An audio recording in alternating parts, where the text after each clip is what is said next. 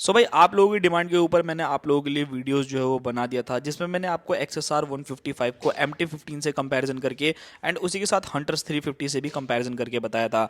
अगर आपको वीडियोस देखना हो तो लिंक डिस्क्रिप्शन में मिल जाएगा, जा करके आप इजीली चेकआउट कर सकते हो।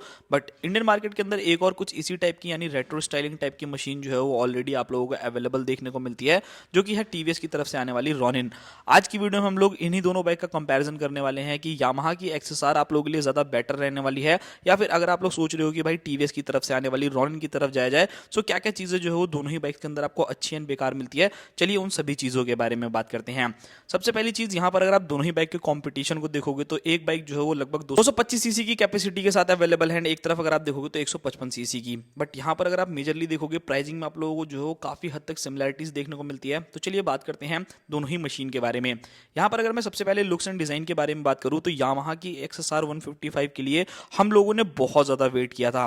फाइनली इंडियन मार्केट के अंदर ये मशीन आ गई है। काफ़ी ज़्यादा ज़बरदस्त लुक्स एंड डिज़ाइन आप लोगों को मिलती है। मतलब एक रेट्रो स्टाइलिंग अगर आपको मशीन चाहिए, मुझे लगता है कि लुक्स के मामले में XSR 155 भाई कच्चा चबा सकती है किसी भी मशीन को, जो बहुत ही ज़्यादा फैंटास्टिक है। बट अदर साइड अगर मैं बात करता हूँ भाई आप लोगों की टीवीएस की तरफ से आने वाली रॉनिन के बारे में, तो ये भी मशीन जो है वो कम नहीं है, काफ़ी अच्छे फीचर्स आप लोगों को ऑफर करती है। काफ़ी रिफाइन इंजन मिल जाता है एंड उसी के साथ अगर आप फीचर्स देखोगे तो वो भी आपको बहुत ही ज़्यादा अच्छे मिलते हैं। फ्रंट के अंदर अगर आप देखोगे तो भाई आप लोगों को ऑल एलईडी सेटअप जो है वो इस मशीन के अंदर मिलता है। मतलब ये थोड़ी सी ना ऐसी है कि अगर आप थोड़ा ज़्यादा क्रूजिंग टाइप की बाइक को जो है वो पसंद करते हो ना, सो मुझे लगता है कि ये मशीन जो है वो थोड़ी ज़्यादा बेटर रहने वाली है। एंड यामाहा की अगर आप XSR को देखोगे तो थोड़ा ना दोनों का कॉम्बिनेशन, लाइक थोड़ी सी क्रूजिंग करने वाली टाइप की बाइक आपको चाहिए, बट थोड़ा सा मॉडर्न जो है वो लुक्स एंड डिज़ाइन बाकी सारी चीज़ें चाहिए। सो उस कंडीशन में XSR जो है वो ज़्यादा बेटर रहेगी। आपको दोनों में से कौन सी बाइक ज़्यादा अच्छी लगती है आप लोग मुझे ज़रूर कमेंट बॉक्स में बताइएगा। अब बात करते हैं दोनों ही बाइक्स के अंदर आने वाले इंजन के बारे में। एक तरफ टीवीएस की जो रॉनिन है वो आपको 225 सीसी का single cylinder oil cool engine offer करती है, जो लगभग 20.1 bhp तक का maximum power and 19.3 newton metre तक का टॉर्क जो है वो जनरेट करके देती है। वहीं अगर आप XSR 155 को देखोगे तो यहाँ पर चीज़ें जो है वो काफ़ी अलग है। लगभग मान करके चल सकते हो कि यहाँ पर आपको 65 सीसी जो है वो छोटा देखने को मिलता है यहाँ पर इंजन। बट यहाँ पर अगर आप लोग देखोगे पावर परफॉर्मेंस जो वो काफ़ी अच्छी निकल करके आती है। 155 सीसी का single cylinder liquid cooled FI BS6 compliant engine मिलता है, जो लगभग 18.1 bhp का power 14.2 newton metre of torque generate करते हैं विद 6 स्पीड गियर बॉक्स। अब दोनों ही बाइक्स के अगर आप इंजन के पूरे कैरेक्टर को देखोगे ना तो वो काफ़ी अलग है। ऐसा मैं क्यों कह रहा हूँ, एक तरफ जहाँ पर आपको एयर और ऑयल कूल का जो है वो कॉम्बिनेशन मिलता है एंड एक तरफ आपको लिक्विड कूल्ड इंजन मिलता है। सो अगर आप थोड़ा ज़्यादा परफॉर्मेंस ओरिएंटेड बाइक चाहते हो कि आपकी बाइक के अंदर जो है वो ज़्यादा परफॉर्मेंस आपको मिले, सो मुझे लगता है कि XSR 155 जो है ज़्यादा बेटर रहने वाली है टीवीएस के कंपैरिजन में। अब ऐसा नहीं कह रहा हूँ कि भाई जो टीवीएस की रॉनिन है वो बेकार है। अगर आप थोड़ा सा जो है वो पावर ज़्यादा चाहते हो, आपको थोड़ा सा ज़्यादा टॉर्की इंजन चाहिए, मतलब आप लोगों को जो है वो डेली लाइफ में जो है वो मिड के अंदर ज़्यादा आप लोगों को करना है, सो मुझे लगता है कि वहाँ पर आपकी जो टीवीएस की रॉनिन है वो थोड़ा ज़्यादा बेटर परफॉर्म करने वाली है।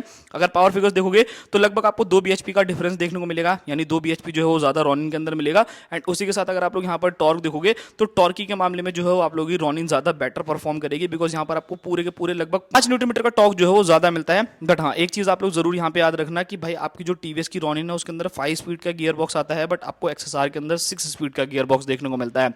सो ऑब्वियसली अगर आप टॉप एंड ज़्यादा अच्छा मारना चाहते हो तो मुझे लगता है कि XSR जो है वो आप लोगों की ना काफ़ी ज़्यादा लिमिट जो है वो पुश करने वाली है, तो ये एक प्लस पॉइंट है।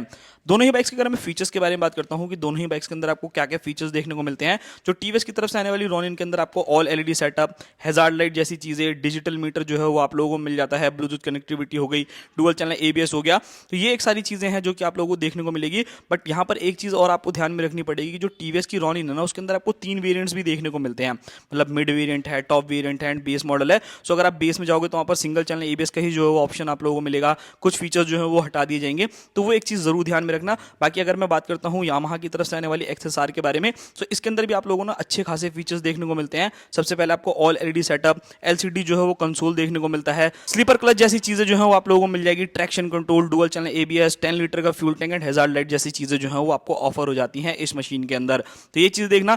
अब बात करते हैं दोनों ही बाइक्स के अंदर आने वाले टायर्स के बारे में। सो यहाँ पर अगर आप टीवीएस की रॉनिन को देखते हो तो इस मशीन के अंदर आपको 110 सेक्शन का जो है वो फ्रंट टायर एंड रियर में अगर आप जाते हो 130/70 इंच का जो है वो रियर टायर देखने को मिलेगा। वहीं अगर XSR से अगर कंपेयर करते हो, XSR के अंदर आप लोगों को 180/70 इंच के जो है वो फ्रंट टायर, 140/70 R70 इंच के जो है वो रियर टायर मिलते हैं। अब दोनों में डिफरेंस देखोगे सो भाई ऑब्वियसली यहाँ पर जो XSR है उसका रियर वाला जो टायर है वो थोड़ा ज़्यादा चौड़ा है, यानी 10 mm जो है ज़्यादा विड आप लोगों को मिलती है।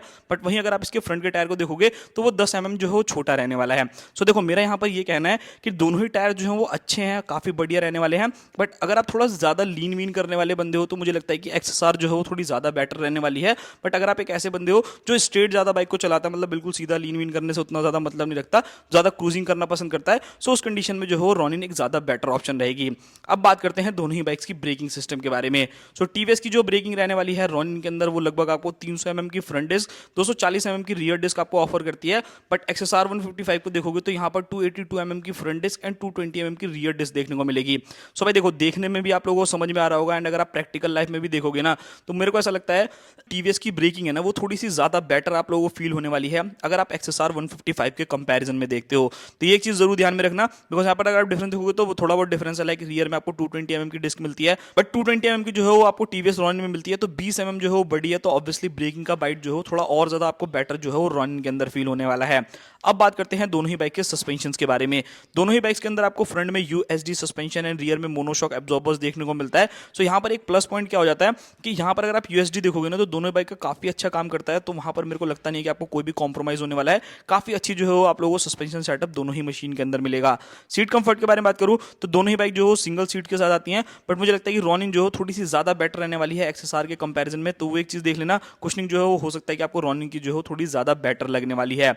अब बात करते हैं वाइब्रेशन एंड हीटिंग इशू के बारे में। सो अगर आप टीवीएस की रॉनिन को जाते हो, वाइब्रेशन देखोगे तो ऑब्वियसली टीवीएस है तो भाई थोड़ी बहुत वाइब्रेशन जो है आप लोगों को फील होगी, स्पेशली जब आप 10-15 हज़ार किलोमीटर चला दोगे ना, तब आपको एहसास होगा कि हाँ बाइक जो है वो थोड़ी सी ज़्यादा वाइब्रेशन करती है। बट अगर आप XSR 155 को देखोगे तो मुझे लगता नहीं है कि वहाँ पर आपको कोई भी प्रॉब्लम जो है वो मिलने वाली है। काफ़ी अच्छे तरीके से जो है स्मूथ इंजन आप लोगों को मिलेगा, एंड हीटिंग इशू जो है वो आप लोगों को देखने को नहीं मिलने वाला यामाहा की जो XSR आती है। बट अगर आप रॉनिन को देखोगे ना तो हल्का फुल्का ऑयल कूल इंजन होने की वजह से हो सकता है कि आपको थोड़ा बहुत जो है वो हीटिंग इशू जो है वो प्रॉब्लम क्रिएट करे।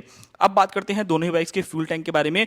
एक तरफ XSR जो कि आपको 10 लीटर का फ्यूल टैंक ऑफर करती है, एंड अगर आप टीवीएस की रॉनिन को देखोगे तो वो आप लोगों को लगभग 14 लीटर का फ्यूल टैंक ऑफर करती है, यानी कि 4 लीटर जो है वो ज्यादा है। बट एवरेज दोनों की बाइक को देखोगे ना तो भाई जो टीवीएस की रॉनिन की जो ओनर एक्सपीरियंस है वो लगभग आराम से ना 35-40 तक का एवरेज जो है वो दे देती है आप लोगों को, एंड XSR को देखोगे तो वो भी आप लोग आराम से 35-40 तक का एवरेज दे देगी। इवन अगर आप उसकी लिमिट के अंदर चलाते हो तो हो सकता है कि आपको और ज्यादा एवरेज देखने को मिले, तो वो एक चीज देख लीजिएगा। अब बात करते हैं दोनों ही बाइक के डायमेंशंस के बारे में। तो सबसे पहली चीज, अगर आप XSR को देखोगे तो ये सिर्फ और सिर्फ 137 kg का वेट करती है। वहीं अगर आप रॉनिन को देखोगे तो समथिंग अराउंड 160-159 kg अराउंड जो है वेट करती है। अब दोनों ही बाइक्स के अंदर अगर आप डिफरेंस देखोगे तो 22 किलो का डिफरेंस है। सो मुझे लगता है कि पावर टू वेट रेशियो जो है वो XSR का थोड़ा ज्यादा बेटर आप लोगों को निकल करके आने वाला है, तो वो एक चीज है। बात करते हैं ग्राउंड क्लियरेंस एंड उसी का सीट हाइट के बारे में। तो सीट हाइट जो XSR की है ना वो 810 mm है, तो हो सकता है कि अगर आप एक शॉर्ट राइडर हो तो थोड़ी सी दिक्कतें हो, बिकॉज अगर आप वहीं जाते हो रॉनिन की तरफ ना तो वहां पर आपको 795 mm की सीट हाइट मिलती है। सो 15 mm जो है वो डाउन है, जिसकी वजह से अगर आप एक शॉर्ट राइडर हो तो बहुत ईजिली तरीके से जो है उस मशीन को चला लोगे, तो वो एक चीज आप लोग देख लेना। अब मेन क्वेश्चन निकल कर आता है भाई प्राइसिंग एंड दोनों में से कौन सी मशीन जो है वो आपको लेनी चाहिए। सो देखो, अगर आप XSR को देखोगे तो इसके अंदर कोई भी ना मॉडल नहीं रखा कि बेस मॉडल है टॉप मॉडल है। हाँ, इसके अंदर 2 वेरिएंट्स आते हैं, एक कैफे रेस और एक स्क्रैम्बलर टाइप का, वो उसके लिए थोड़े से आपको अलग चार्जेस देने पड़ेंगे। बट अगर इसके मैं जो बेसिक मॉडल आता है उसके बारे में बात करूँ तो वो लगभग अराउंड दिल्ली में 1,74,000 रुपए में ऑन रोड आपको मिलेगा।